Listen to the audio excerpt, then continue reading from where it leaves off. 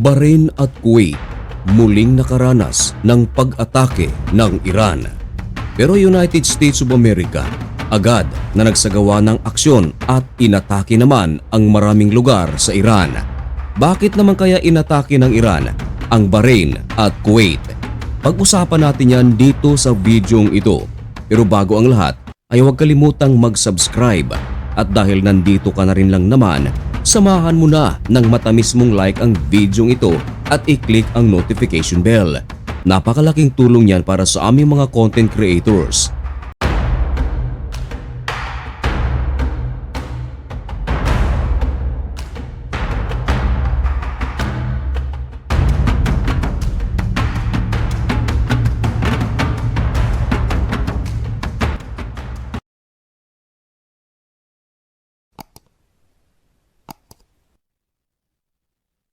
Maligayang pagbabalik mga kaibigan.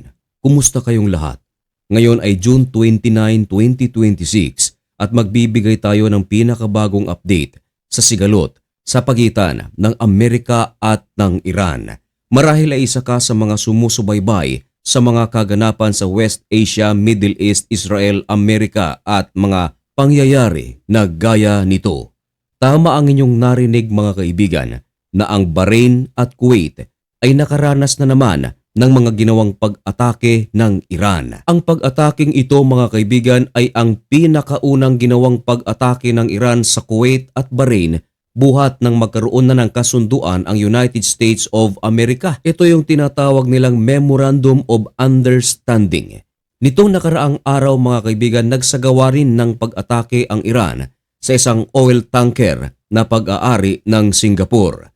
Galit na galit dito ang United States of America dahil hindi raw tumupad sa usapan ang Iran na ang Strait of Hormuz ay magiging kapaki-pakinabang na sa lahat ng mga bansa. Yan din kasi ang nakapaloob sa kanilang kasunduan at pumirma dito ang Iran, gayon din ang United States of America. Pero tila bigla itong binago ng Iran sapagkat merong pahayag ang Iran mga kaibigan na hindi nakapaloob sa kanilang MOU. Ayon kasi sa Iran mga kaibigan, meron lamang lugar na kung saan safe na dumaan ang mga barko sa Strait of Hormuz. Take note mga kaibigan, meron lamang daw lugar. Pero ang kanilang pinirmahan mga kaibigan ayon kay President Donald Trump ay buong Strait of Hormuz ay magiging daanan ng mga oil tankers na nagmumula sa iba't ibang panig ng mundo. Dahil sa mga pahayag na ito ng Iran, dito nagsimula ang mga ginagawang pag-atake ng Iran sa mga barko na dumadaan ngayon sa Strait of Hormuz. Noong nakaraang araw nga mga kaibigan, bagamat wala namang nasawi pero galit na galit si President Donald Trump dahil isa raw itong mensahe na talagang hindi pa tuluyang bukas ang Strait of Hormuz taliwas sa kanilang pinirmahan. Ngayon, nito lamang nakaraang araw mga kaibigan, isa na namang barko ng Panama ang inatake ng Iran. Ayon sa ulat, wala namang nasawi at dagdag pa ni President Donald Trump, hindi naman nila aliado ang may-ari ng naturang barko pero hindi raw magandang pakinggan na meron na namang inaataking barko sa Strait of Hormuz. At dahil dito mga kaibigan ay nagsagawa ng napakalaking pag-atake ang Iran sa dalawang bansa. Ito ay ang Kuwait at Bahrain.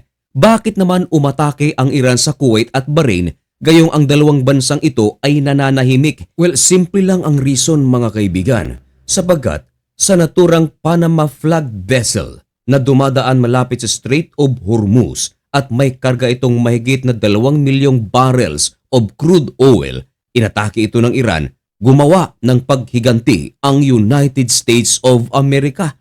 Maraming mga lugar sa Iran ang tinarget ng US forces at napakalaki ang damage na natamo ng Iran dahil sa ginawang pag-ataking ito. Dagdag pa ng United States of America na tinarget nila maging ang military surveillance infrastructures ng Iran. Kasama ring winasak ng Amerika ang communication system. Maging ang air defense site ng Iran ay hindi pinalagpas ng United States of America. Wasak na wasak ito. At isa pang dagok ang nangyari mga kaibigan sapagkat maging drone storage facilities ng Iran winasak din ng puwersa ng Amerikano. Hindi rin nakaligtas ang mine layer capabilities ng Iran sapagkat nakita na ito ng Amerika at winasak ito. Yan mga kaibigan ay statement mismo ng US Central Command. Ngayon, matapos lamang ang ilang oras na gumawa ng pag-atake ang Amerika sa Iran, gumawa naman ng napakatinding pag-atake ang Iran. Yun nga lang mga kaibigan ay tinarget nito ang Bahrain at Kuwait. Pero paliwanag ng IRGC, ang kanilang ginawang pag-atake sa Bahrain at Kuwait ay ang mga base militar ng Amerika. May mga pagkawasak din sa bahagi ng base militar ng Amerika na nasa Kuwait at Bahrain. Maring kinundin na naman ng Bahrain at Kuwait ang ginawang pag-atake ng Iran sa kanilang bansa. Ayon sa Bahrain, ang ginawang pag-atake ng Iran ay isang blatant violation sa kanilang sobereintiya. Ganon din ang sinasabi ng Kuwait. Dagdag pa ng Amerika mga kaibigan na binigyan nila ng pagkakataon ang Iran para ito ay muling makabangon. Tinanggal pa ng United States of America ang maraming sanctions na ipinataw sa kanilang bansa sa loob ng napakaraming taon. Pero ayon sa Amerika dahil sa ginawa ng Iran ngayon ay tinatanggalan nila ng pagkakataon ang kanilang mga leaders na mawalan ng bansa. Napakatinding banta ito mula sa presidente ng Amerika. Maging ang United Nations ay nananawagan na sa presidente ng Amerika at sa pamunuan ng Iran na kumalma at respetuhin ang kanilang mga kasunduan na pinirmahan. Pero hindi nakikinig mga kaibigan maging ang Amerika, maging ang IRGC. Ayon sa IRGC, ginawa nila ang nararapat sapagkat lumabag daw sa kasunduan ang United States of America. Pero baliktad naman ang sinasabi ng Amerika. Iran daw ang bumaliktad sa kanilang kasunduan. Ayon sa Iran, isa raw napakalaking paglabag para sa kanilang kasunduan ang ginagawang mga pag-atake ng Amerika habang nagkakaroon ng negosasyon ang magkabilang panig. Yan ay ayon kay Ibrahim Azizi, Head of the National Security Commission of the Iranian Parliament. Malaking gulo na naman mga kaibigan ang nangyayari ngayon sa Strait of Hormuz dahil sa palitan ng mga pambubomba ng magkabilang panig at dahil dito nangangamba na naman ang maraming mga negosyante lalong-lalo na dito sa ating bansa dahil malaki na naman ang possibility na muli na namang umakyat ang presyo ng crude oil dito sa ating bansa. Mga kaibigan, manatiling updated sa mga pangyayari sa loob at labas ng ating bansa dito lang sa Usapang Banal. At upang mangyari yan ay huwag kalimutang mag-follow o mag-subscribe dito sa napakaliit na channel na ito.